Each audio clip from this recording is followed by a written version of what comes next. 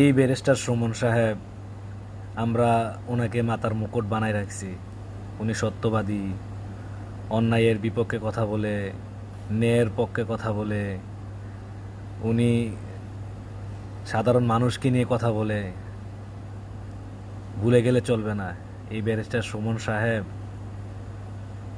মাওলানা দেলোয়ার হোসেন সাঈদীর বিপক্ষে মামলা করে ওনাকে যুদ্ধ অপরাধী বানিয়ে ওনার বিপক্ষে লড়ছে কোর্টের মধ্যে। এখন উনি চাইলেও